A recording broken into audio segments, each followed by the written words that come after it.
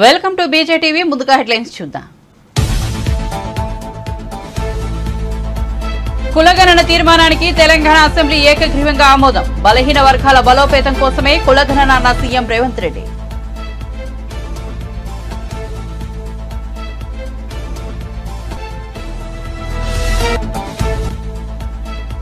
ఉత్తరాంధ్రలో టీడీపీ శంఖారావం యాత్ర. నెల్లిమర్లలో బహిరంగ సభకు హాజరైన నారా లోకేష్. పసుపు సైన్యం జన సైనికుల జోలికి వస్తే ఊరుకునేది లేదంటూ హెచ్చరిక. జగన్ కు దమ్ముంటే యువత వద్దకు వెళ్లాలని సవాల్.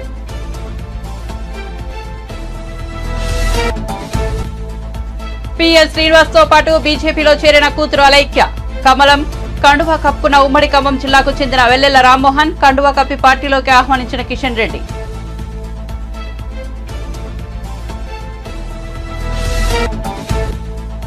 తిరుమలలో ఘనంగా రథసప్తమి వేడుకలు. ఉదయం 5:30 వాహన సేవ. 7 టన్నుల పూలతో ఆలయంలో అలంకరణ.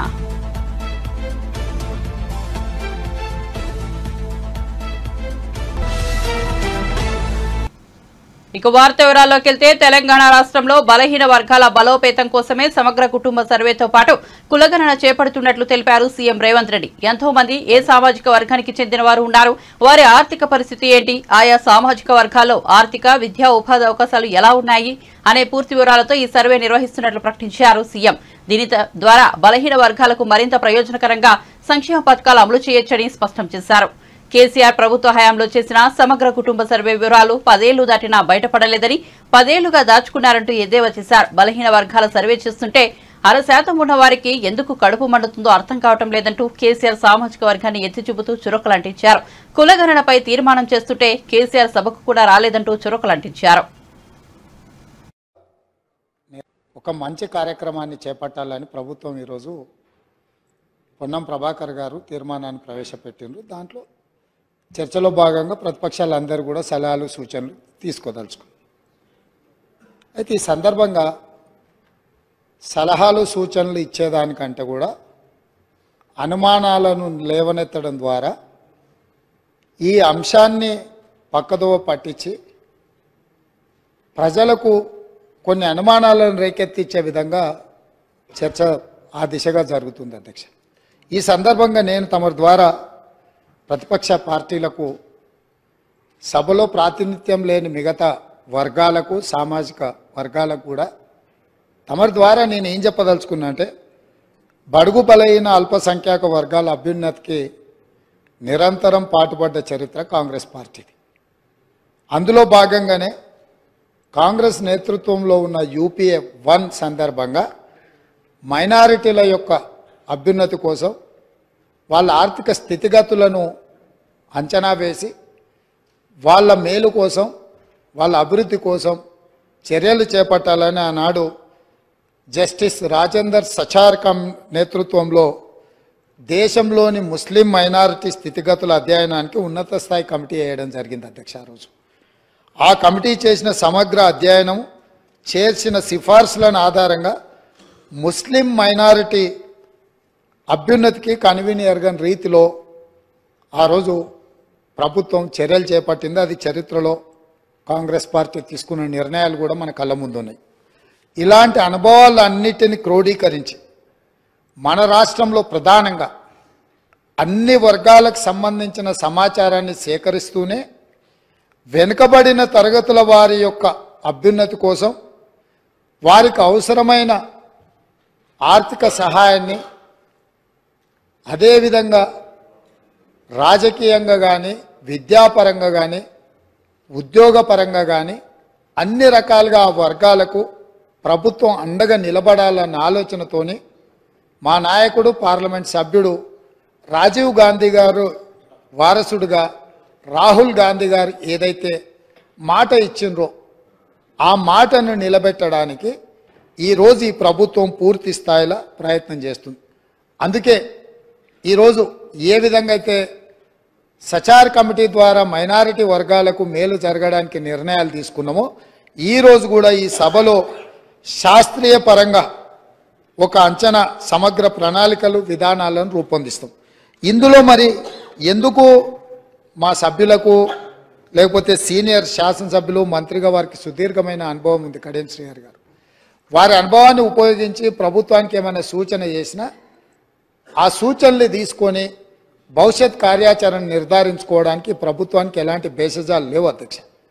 చాలా విస్పష్టంగా ఈ రాష్ట్రంలో ఉన్న జనాభా మొత్తం మీరు సమగ్ర కుటుంబ సర్వే చేసినామని గొప్పగా చెప్తున్నారు.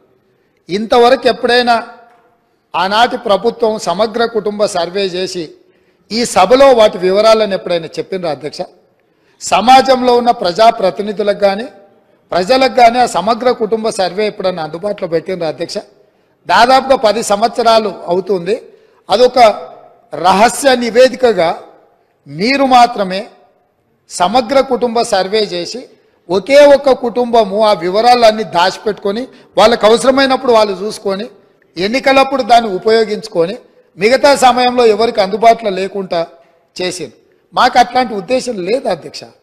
మేము ఈరోజు ప్రవేశపెట్టిన తీర్మానంలో స్పష్టంగా వెనుకబడిన తరగతుల, షెడ్యూల్డ్ కులాల, షెడ్యూల్డ్ తెగల మరియు మిగతా బలహీన వర్గాలకు చెందిన ప్రజల అభ్యున్నతిని నిమిత్తం వివిధ సామాజిక, ఆర్థిక, విద్యాపరమైన, ఉపాధి, రాజకీయ అవకాశాల ప్రణాళికలను రూపొందించి అమలు పరిచేలా తెలంగాణ మంత్రివర్గం 4/2/2024 తేదీన చేసిన సిఫార్సు మేరకు తెలంగాణ రాష్ట్రమంతటా సామాజిక, ఆర్థిక, విద్యాపరమైన, ఉపాధి, రాజకీయ కుల సర్వే, కుల గణన.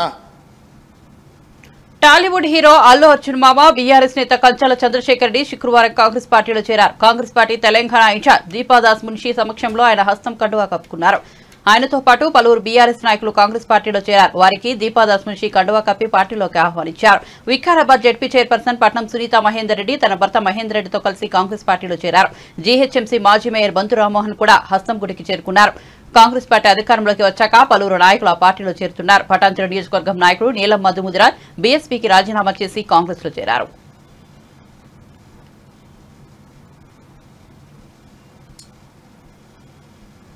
కులగణన తీర్మానానికి తెలంగాణ అసెంబ్లీ ఆమోదం తెలిపింది. కులగణన తీర్మానాన్ని అసెంబ్లీ ఏకగ్రీవంగా ఆమోదించింది. కులగణన తీర్మానాన్ని సభలో ప్రవేశపెట్టారు మంత్రి పొన్నం ప్రభాకర్. ఈ సందర్భంగా మాట్లాడిన ఆయన కులగణనతో అన్ని వర్గాలకు న్యాయం చేస్తామన్నారు పొన్నం. కులగణనపై రాజకీయాలు చేయవద్దన్నారు. కులగణనపై ఎవరికీ అనుమానం అవసరం లేదన్నారు. అన్ని పార్టీల నాయకుల సలహాలు, సూచనలు తీసుకుంటామని చెప్పారు. నాటి సమగ్ర సర్వే వివరాలు ఎందుకు బయటపెట్టలేదని ప్రశ్నించారు పొన్నం. 10 ఏళ్ల బీసీల లెక్కలు తీస్తే బీఆర్ఎస్ బండారం బయట పెడతామన్నారు. సమగ్ర సర్వే వివరాలు బయటపెడితే తమకు ఖర్చు తగ్గుతుందని చెప్పారు. గత ప్రభుత్వం ఎంబీసీలకు 1000 కోట్లు ప్రకటించి 1000 రూపాయలు ఖర్చు పెట్టలేదని విమర్శించారు. గౌరవ మా శాసనసభ్యులు, బలహీన వర్గాలకు సంబంధించిన శాసనసభ్యులు సంఖ్య ఎక్కువ ఉండాలి, న్యాయం జరగాలి, పిల్లల ఆర్థిక, విద్య, రాజకీయ అన్ని రకాలు పెరగాలనే ఆలోచన మిగతా అన్ని రాజకీయ పార్టీలు చెప్పినట్టుగానే మేము కూడా ఒక చిత్తశుద్ధితోటి ఈరోజు ఈ కార్యక్రమం తీసుకున్నాం. తప్పకుండా అందరూ కూడా దీనికి మద్దతు ఇచ్చినారు. వారందరూ కూడా ప్రత్యేకించి ధన్యవాదాలు.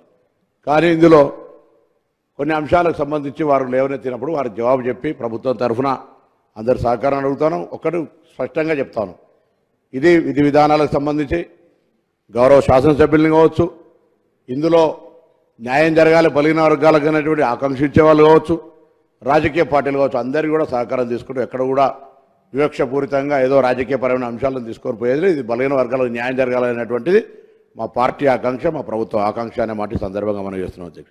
ఈరోజు చాలా మాట్లాడుతారు చట్టం గురించి సంబంధించి, చట్టం చేయాలి. నాకు ఆశ్చర్యం అనిపించింది అధ్యక్ష, రాజకీయంగా తర్వాత మాట్లాడతాను. ముందు మీరు ఎవరైనా తెలుసుకోమని చెప్తాను. నేను గౌరవ 2023 ఎన్నికలు బీసీ బంధు పేరు తప్ప ఎన్నడూ ఆ ఆర్గనైజేషన్ పనిచేయలే, ₹1 కేటాయించలేదు అధ్యక్ష. ఇది రికార్డు.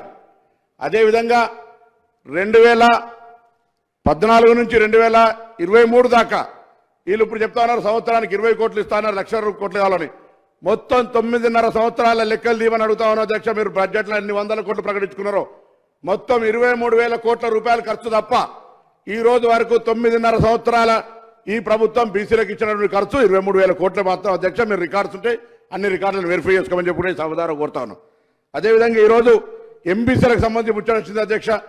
ఎంబీసీలకు సంబంధించి 1000 కోట్ల ఆర్భాటంగా ప్రకటిస్తే నిజంగా కూడా నేను ఒక బలహీన వర్గాల బిడ్డగా చాలా సంతోషపడ్డా. మా ఎంబీసీలకు సంబంధించి 1000 కోట్లు వచ్చినాయని అధ్యక్ష. 1000 రూపాయలు కూడా ఖర్చు కానటువంటి పరిస్థితి. ఆ కార్పొరేషన్ చైర్మన్ వేస్తే ఆ కార్పొరేషన్ చైర్మన్ ఒకసారి ఇంటర్వ్యూ తీసుకోండి, ఆయన బాధ చెప్తారు. ఈ పరిస్థితుల్లో ఉన్నటువంటి సందర్భంగా మనం వాస్తవికంగా మాట్లాడాలి, వాస్తవికంగా న్యాయం చేయాలని చెప్పిన అందరూ కూడా అఖిల పక్షాన్ని పిలుస్తాం, బలహీన వర్గాల శాసనసభ్యులు పిలుస్తాం. టీడీపీ జాతీయ ప్రధాన కార్యదర్శి నారా లోకేష్ శంఖారావం యాత్ర ఉత్తరాంధ్రలో కొనసాగుతోంది. నెల్లిమర్ల నియోజకవర్గంలో నిర్వహించిన బహిరంగ సభలో నారా లోకేష్ వైసీపీ నాయకత్వంపై నిప్పులు చెరిగారు. పసుపు సైన్యం జన సైనికుల జోలికి వస్తే సహించేది లేదని స్పష్టం చేశారు. భూమ్ భూమ్ బ్యాచ్ చొక్కాలు మడత పెడితే కుర్చీలు మడత పెట్టడమే అంటూ హెచ్చరించారు. రాష్ట్రంలో మద్య నిషేధం తర్వాతే ఓటు అడుగుతానన్న జగన్ ఇప్పుడేం అడుగుతారంటూ నిలదీశారు. ఏపీలో ఉన్న వైసీపీ బ్యాచ్ అంతా బ్లేడ్ బ్యాచ్ అని విమర్శించారు. రాష్ట్రంలో ఉన్న రాజధాని నాశనం చేసి మరో 2 ఏళ్లు హైదరాబాద్ లో కులుకుతామంటున్నారు. మీకు అసలు సిగ్గుందా అని మండిపడ్డారు. జగన్ కు దమ్ముంటే ఈసారి యువత వద్దకు వెళ్లాలని లోకేష్ సవాల్ విసిరారు. తెలుగుదేశం జనసేన ప్రభుత్వం రాబోతుంది. వడ్డీతో సహా ఈ డబ్బులు కక్కించి పేద ప్రజలకు అందించే బాధ్యత నేను తీసుకుంటాను. అస్సలు ఎంత దారుణమైన ఇల్లు కడుతున్నారంటే ఇప్పుడు చేతితో తోస్తేనే మొత్తం కూలిపోయే పరిస్థితి మనం చూస్తున్నాం. అందుకే నిరుపేద కుటుంబాలకు నేను చెప్తున్నా, 2 నెలలు ఓపిక పట్టండి. మెరుగైన టెక్నాలజీ తీసుకొచ్చి మీకు పక్కా ఇల్లు కట్టించే బాధ్యత తెలుగుదేశం జనసేన ప్రభుత్వం తీసుకుంటుంది. జగన్ కి మధ్యన భయం పట్టుకుంది.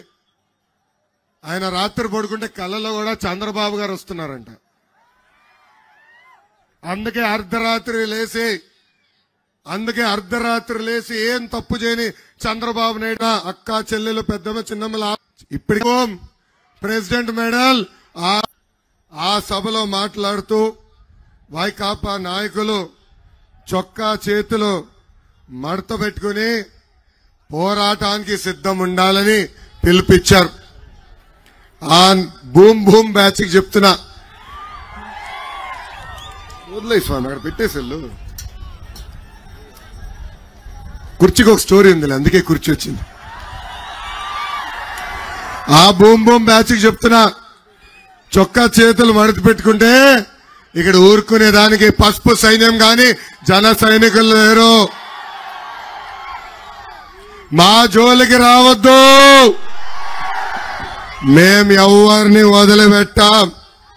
మా పసుపు సైన్యం జన సైనికులు ఒక్కసారి ఇట్లా చేస్తే మీ సీటు కూడా మర్చే బాధ్యత మేము తీసుకుంటాం. జగన్ మీ బ్యాచ్ కి boom boom president medal Andhra gold కావాలి. కానీ మాకు ఆ పసుపు జెండా చూస్తేనే నూతన ఉత్సాహం. ఈ సభాముఖంగా జగన్ కి నేను హెచ్చరిక జారీ చేస్తున్నా, మా జోలికి రావద్దు. పొరపాటున వస్తే నీ సీటు మర్చబెట్టి నీకు సీటు లేకుండా చేసే బాధ్యత మేము తీసుకుంటాం. ఎలా చేస్తామో చూపించాలా ఆయనకు ఒకసారి. ఇదిగో బా జగన్,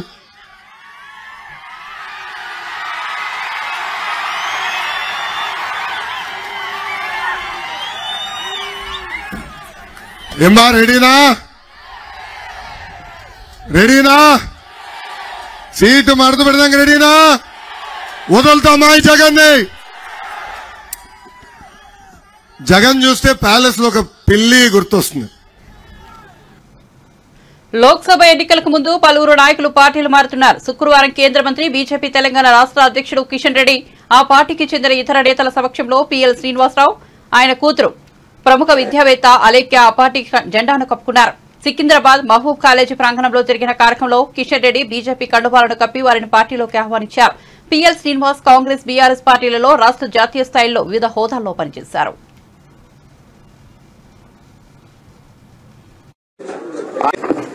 రాష్ట్ర నాయకులు ఇతర దేశాలతో తలదన్నే విధంగా మన దేశంలో ప్రపంచమంతా కూడా ఎదురు చూస్తున్నటువంటి ఏ రోడ్లు అయితేనో మన దగ్గర కూడా అదే విధమైనటువంటి రోడ్లు ఈరోజు కనిపిస్తా ఉన్నాయి. అద్భుతమైనటువంటి రోడ్లు. ఒక తెలంగాణలోనే ఒక రోజుల క్రితము కామాఖ్య టెంపుల్ ను కూడా కొత్త పుంతలతో మరొకసారి నరేంద్ర మోడీ గారి నాయకత్వం, పార్టీ జిల్లా శాఖ అధ్యక్షులు శ్యామ్ సుందర్ గారు, అదేవిధంగా వారి మిత్రులకు అందరికి కూడా నేను రాష్ట్ర భారతీయ జనతా పార్టీ తరఫున హృదయపూర్వకమైనటువంటి స్వాగతం పలుకుతా ఉన్నాను. ఎందుకంటే ఈరోజు దేశంలో మరి మరొకసారి నరేంద్ర మోడీ గారి నాయకత్వం అవసరం ఉంది. ఈరోజు భారతీయ జనతా పార్టీ ప్రపంచంలోని అతిపెద్ద పార్టీ. గతంలో చైనా కమ్యూనిస్ట్ పార్టీ పెద్ద పార్టీగా ఉండేది. కానీ ఈరోజు చైనా లాంటి కమ్యూనిస్ట్ పార్టీ కూడా దాటేసి భారతీయ జనతా పార్టీ అత్యధికమైనటువంటి సభ్యులు కలిగినటువంటి పార్టీ, గిన్నిస్ బుక్ లో రికార్డ్ అయినటువంటి పార్టీ ఈరోజు భారతీయ జనతా పార్టీ. అటువంటి పెద్ద కుటుంబంలో రామ్మోహన్ రావు గారు వారి మిత్రులందరూ కూడా మరి గతంలో మానసికంగా చేరిన ఈరోజు శారీరకంగా కూడా వారు భారతీయ జనతా పార్టీలో చేరడం అవుతున్నదో చాలా సంతోషం అని చెప్పి నేను ఈ సందర్భంగా వారికి, వారితో పాటు చేరినటువంటి మిత్రులందరికీ కూడా హృదయపూర్వకమైన స్వాగతం పలుకుతా ఉన్నాను. వాలంటీర్లే తన సైన్యమని, రాబోయే రోజుల్లో వాలంటీర్లే కాబోయే నాయకులని ఏపీ ముఖ్యమంత్రి జగన్ వ్యాఖ్యానించిన సంగతి తెలిసిందే. ప్రతి వాలంటీర్ ప్రతి ఇంటికి వెళ్లి టీడీపీకి, చంద్రబాబుకు వ్యతిరేకంగా ప్రచారం చేయాలని వాలంటీర్లకు జగన్ సూచించారు. ఈ నేపథ్యంలో టీడీపీ నేత బోండా ఉమా స్పందిస్తూ వాలంటీర్లు ప్రజాసేవకులంటూ జగన్ ఇంతవరకు చెప్పిన వ్యాఖ్యలని అబద్దాలని తేలిపోయిందని చెప్పారు. జగన్ నిజస్వరూపం బయటపడిందని అన్నారు. వాలంటీర్లు వైసీపీ కోసం పనిచేస్తున్న వ్యక్తులని జగన్ చెప్పారని అన్నారు. ప్రజల సొమ్మును జీతాలుగా తీసుకుంటున్న వాలంటీర్లు వైసీపీకి అనుకూలంగా పనిచేస్తున్నారని చెప్పారు. వాలంటీర్లు వైసీపీ సైన్యమైనప్పుడు ఏ చట్టం ప్రకారం గత 5 ఏళ్లుగా వాలంటీర్లకు 9,663 కోట్లు దోచిపెట్టారని ప్రశ్నించారు. వాలంటీర్లు భవిష్యత్తుకు వైసీపీ నేతలని సాక్షి పత్రికలో కథనం వచ్చిందని, ఈ కథనంతో వాలంటీర్లు బ్రతుకులు రోడ్డున పడినట్టేనని చెప్పారు. నిన్న వాలంటీర్లకి అవార్డులు అని చెప్పి పెరంగపురంలో మాట్లాడినటువంటి సభలో తన నిజ స్వరూపాన్ని, పార్టీ యొక్క వైసీపీ యొక్క విధానాన్ని ఆయన ఏంటో బయటపెట్టాడు. వాలంటీర్లని ప్రభుత్వం ప్రజలకి సేవ చేయడానికి నియమించామని చెప్పి సొంత పార్టీ కార్యకర్తల్లాగా ఉపయోగించుకుంటూ అడ్డమైనటువంటి పనులన్నీ వాలంటీర్లకు చెప్తూ మళ్ళా నిన్న 50 రోజుల్లో ఎన్నికలు జరగబోతా ఉన్నాయి. ఎన్నికల్లో రేపు ఏ ప్రభుత్వాలు వస్తాయో తెలీదు. ప్రభుత్వాలు మారితే ఇప్పుడున్న వాలంటీర్ వ్యవస్థని అంధకారంలో పడేసే విధంగా జగన్మోహన్ రెడ్డి ఒకవైపు తన నిజ స్వరూపం పెట్టుకున్నాడు, ఒకవైపేమో వాలంటీర్లకి భవిష్యత్తు లేకుండా చేశాడు. ఒక్కసారి టీవీలో ఆయన ఏం మాట్లాడాడో ఒక్కసారి విందాం, ఒక్కసారి ప్లే చేయండమ్మా. ఈ ఒకే ఒకడికి ఉన్నదే ఎంత పెద్ద సైన్యం ఉంది అని చెప్పి వీళ్ళంతా కూడా మర్చిపోతా ఉన్నారు. నేను అడుగుతా ఉన్నా, ఒక రాజకీయ పార్టీకి చెందినటువంటి వైసీపీ సైన్యాన్ని రాబోయే రోజుల్లో ఏ ప్రభుత్వం అన్నా మారితే కొనసాగిస్తారా? వైసీపీ కార్యకర్తల్ని, వైసీపీ సైన్యాన్ని పెట్టుకుంటారా? ఒక్కసారి వాళ్ళ వాలంటీర్ సోదరీమణులు ఆలోచన చేయాలి. అంటే ఈ దుర్మార్గపు ఆలోచన జగన్మోహన్ రెడ్డిది ఎలా అంటే, వీళ్ళందరికీ నా సైన్యం, వీళ్ళే మా పార్టీ లీడర్లు అని చెప్పి ఇవాళ సాక్షి బ్యానరు, మా పార్టీ లీడర్లు, భవిష్యత్తు పార్టీ లీడర్లు వీళ్ళే, మా సైన్యం వీళ్ళే, మీరే నా యువ సైన్యం, వాలంటీర్లకు వందనంలో సీఎం వైఎస్ జగన్, మీరే వైసీపీ భావి లీడర్లు అని సాక్షిలో సిగ్గు ఎగ్గు లేనటువంటి పత్రిక సాక్షి పత్రిక ఈ వార్తను వేసింది బ్యానర్ ఐటమ్గా.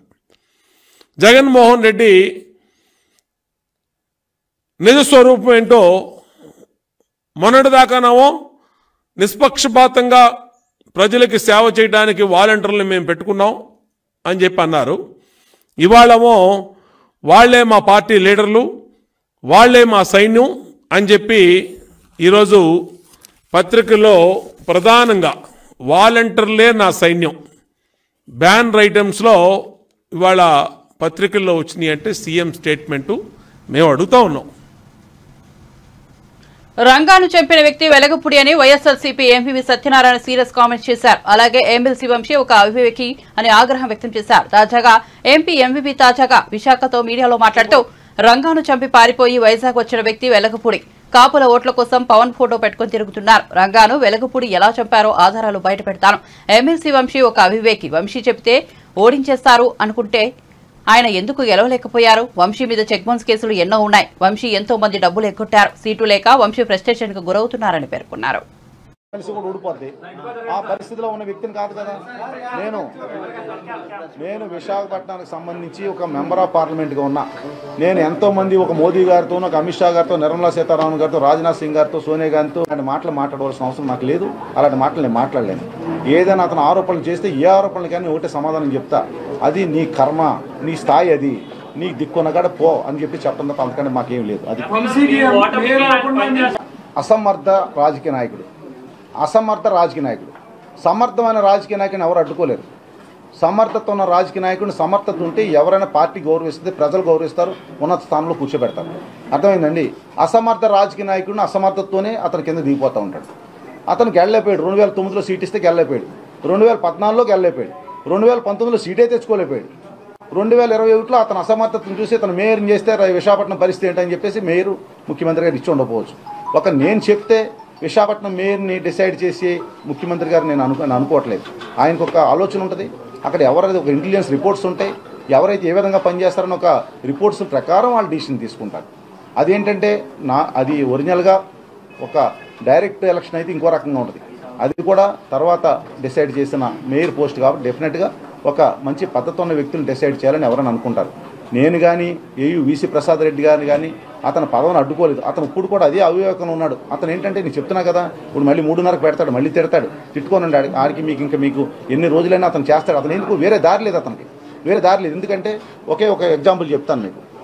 జనసేనలోకి వచ్చాడు. అతను వచ్చిన రోజుని ఏదో ఒక ఎమ్మెల్సీ వచ్చేస్తున్నాడని అన్ని టీవీలు, మీడియాలో ఒక వారం రోజులు అతను చూపించినాయి.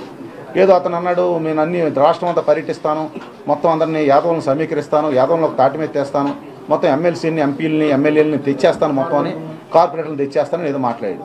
తీరా చూస్తే ఒక ఎమ్మెల్యే కాదు కదా, ఒక ఎమ్మెల్సీ కాదు కదా, ఎంపీ కాదు కదా, కార్పొరేటర్ కూడా అతనితో వెళ్ళలేదు ఈరోజు. అటువంటి పరిస్థితుల్లో పార్టీ పూర్తిగా ఇతను గమనిస్తూ ఉంది. వాళ్ళ పార్టీ ఈడొక వేషనా కొడుకని వాళ్ళకి అర్థమైపోయి ఇప్పుడు ఏదో రకంగా మళ్ళీ పైకి లేక ఎవరి గురించో మాట్లాడితే రాదు కదా. ఒక ఎంపీ గారి గురించి మాట్లాడతానికి సబ్జెక్ట్ లేదు. అతనికి సబ్జెక్ట్ లేక వ్యక్తిగత దోషంలోకి వెళ్తా ఉంది. అది పరిస్థితి. అందుకని నేనేం అదే చెప్తున్నా. ఏమండి అలా కాదండి, ఇప్పుడు అది కాదండి, అది చెప్తున్నా కదా. వ్యక్తి ఏమండి 2019లో అతనికి ఎమ్మెల్యే టికెట్ ఇవ్వకుండా అడ్డుపట్టానంటే అతను డౌట్ అండి. ఫస్ట్ అసలు బేసిక్గా అతనికి అక్కడికి అనుమానం స్టార్ట్ అయిందండి. అతనికి 2019లో అతనికి ఎమ్మెల్యే టికెట్ ఇవ్వకుండా అడ్డుకున్నానని అతని ఆలోచన. అది కాదు. నాకేం అవసరం, నేను ఎంపీగా పోటీ చేశాను. ఎంపీగా ఎవరి టికెట్లు ఇస్తే వాళ్ళతో నేను పనిచేస్తాను తప్ప నాకు ఒక ఎమ్మెల్యే టికెట్లు పలానా వాళ్ళకి ఇవ్వమని నాకు చెప్పాలని అవసరం లేదు. ఇంకొక ఫ్యాక్ట్ ఏంటంటే ఆ రోజు నేను అక్రమాన్ గారి కంటే వంశీకి ఇమ్మని సీఎం గారిని బతిమలాడాను టికెట్ ఇమ్మని. ఎందుకంటే అప్పుడు 2 సార్లు పోటీ చేస్తున్నాడు, ప్రజలకందరూ పరిచయాలు ఉన్నాయి, ఎలక్షన్ దగ్గరికి వచ్చేసింది. మహిళా క్రికెటర్లతో అసభ్యంగా ప్రవర్తించారనే ఆరోపణల నేపథ్యంలో కోచ్ జయసింహపై హైదరాబాద్ క్రికెట్ అసోసియేషన్ ఆగ్రహం వ్యక్తం చేసింది. మహిళా క్రికెటర్ల రక్షణకు భంగం కలిగితే ఉపేక్షించేది లేదని హెచ్సీ అధ్యక్షుడు జగన్మోహన్ రావు తెలిపారు. విచారణ ముగిసే వరకు కోచ్ జయసింహను సస్పెండ్ చేస్తున్నామని వెల్లడించారు. ఈమెయిల్ ద్వారా కొన్ని కంప్లైంట్స్ రిసీవ్ చేసుకోవడం జరిగింది. వాటిపై ఎంక్వైరీ చేస్తున్న సందర్భంలో ఈరోజు ఉదయం కొన్ని టీవీ ఛానల్స్లో వారు మద్యం సేవిస్తూ మహిళా టీంతో పాటుగా ప్రయాణిస్తున్నప్పుడు వారు మద్యం సేవిస్తున్నట్టుగా దాంట్లో క్లియర్గా వీడియోస్లో కనిపించడం జరిగింది. దానిపై ఇమీడియట్గా మేము స్పందిస్తూ విద్యుత్ జయసింహ గారిని సస్పెండ్ చేయడం జరిగింది. ఈ రోజు నుంచి విద్యుత్ జయసింహ గారు హైదరాబాద్ క్రికెట్ అసోసియేషన్ సంబంధించిన ఎట్లాంటి కార్యక్రమాల్లో పాల్గొనకూడదని వారికి మీ ఈమెయిల్ ద్వారా సందేశం పంపించాం. అట్లాగే వారిని సస్పెండ్ చేస్తున్నాం. అంతేకాకుండా అవసరమైతే వారిపై క్రిమినల్ చర్యలు కూడా హెచ్సీఏ తీసుకోవడానికి సిద్ధంగా ఉందని తెలియజేస్తున్నాం. ఇట్లాంటి చర్యలు ఎవరైనా పాల్గొంటే హెచ్సీఏకి సంబంధించిన వారు ఎవరైనా అయితే వారిని పూర్తి స్థాయిగా హెచ్సీఏ నుంచి బ్యాన్ చేస్తాం. వారి లైఫ్ టైం బ్యాన్ వారి మీద పెట్టడం జరుగుతుంది. అందుకే రిక్వెస్ట్ చేస్తున్నా ప్రతి ఒక్కరు కూడా మహిళల పట్ల ఎవరు కూడా అసభ్యంగా ప్రవర్తించకూడదని హెచ్సీఏ ఏదైతే లెగసీ కంటిన్యూ అవుతుందో, గ్లోరీ కంటిన్యూ అవుతుందో దాన్ని పెంచడానికి మనమందరం ప్రయత్నం చేయాలి. కానీ ఇట్లాంటి చర్యల వల్ల హెచ్సిఏకి సంబంధించిన మంచి పేరును పాడు చేయొద్దని అందరినీ రిక్వెస్ట్ చేస్తూ, ఇట్లాంటి చర్యలు ఎవరైనా ముందుకు పాల్గొంటే మాత్రం వారిని ఖచ్చితంగా లైఫ్ టైం బ్యాన్ చేస్తారని తెలియజేస్తున్నాం. ప్రముఖ పుణ్యక్షేత్రం శ్రీకాకుళం జిల్లాలోని అరసవల్లి సూర్యనారాయణ స్వామి దేవాలయంలో రథసప్తమి వేడుకలు వైభవంగా కొనసాగుతున్నాయి. స్వామివారిని దర్శించుకునేందుకు భక్తులు పెద్ద ఎత్తున తరలివచ్చారు. తెలుగు రాష్ట్రాలతో పాటు ఒడిశా, ఇతర ప్రాంతాల నుంచి వచ్చారు. దీంతో ఆలయ పరిసరాల్లో రద్దీ నెలకొంది. పలువురు ప్రజాప్రతినిధులు, ఉన్నతాధికారులు సూర్య భగవాను దర్శించుకున్నారు.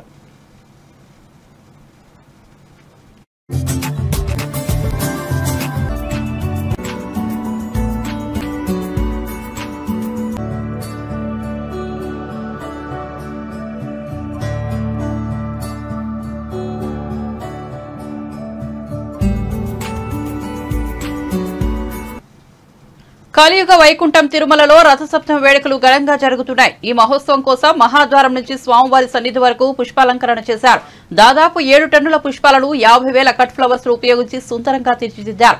శుక్రవారం తెల్లవారుజామున శ్రీవారి వాహన సేవతో ఉత్సవాలు ప్రారంభమయ్యాయి. సూర్యప్రభ వాహనంపై అర్చకులు శ్రీవారిని ఊరేగించారు. ఉదయం 11 గంటల ప్రాంతంలో చిన్న శేష వాహనం, మధ్యాహ్నం 1 గంట తర్వాత గరుడ వాహనం, మధ్యాహ్నం 2 నుంచి 3 గంటల మధ్య హనుమంత వాహనంపై స్వామివారిని ఊరేగించారు. సాయంత్రం 4 గంటలకు శ్రీవారికి చక్రస్నానం నిర్వహించారు. అనంతరం కల్పవృక్ష, సర్వభూపాల, చంద్రప్రభ వాహన సేవలు నిర్వహించనున్నారు. రథసప్తమి వేడుకల సందర్భంగా పోలీసులు పటిష్ట భద్రత ఏర్పాటు చేశారు.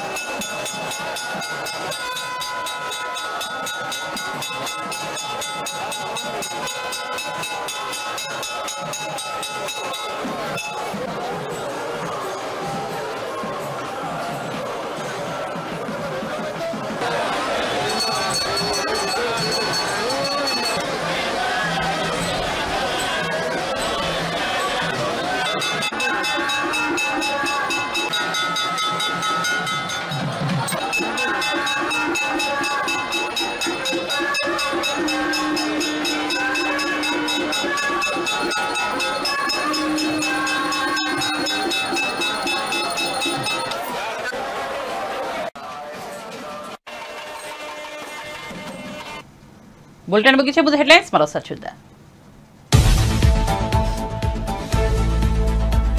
కులగణన తీర్మానానికి తెలంగాణ అసెంబ్లీ ఏకగ్రీవంగా ఆమోదం. బలహీన వర్గాల బలోపేతం కోసమే కులగణన అన్న సీఎం రేవంత్ రెడ్డి.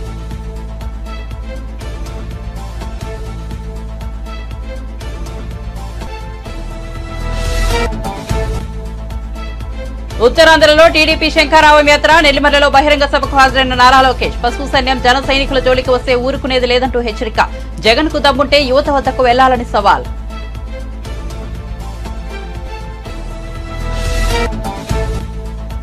పిఎల్ శ్రీనివాస్ తో పాటు బీజేపీలో చేరిన కూతురు అలైక్య. కమలం కండువా కప్పుకున్న ఉమ్మడి ఖమ్మం జిల్లాకు చెందిన వెల్లెల రామ్మోహన్. కండువా కప్పి పార్టీలోకి ఆహ్వానించిన కిషన్ రెడ్డి.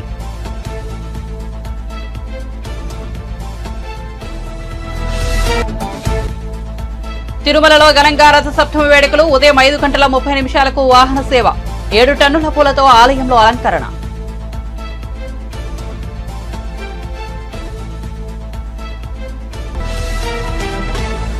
మరిన్ని అప్డేట్స్ కోసం చూస్తూనే ఉండండి బీజేటీవీ.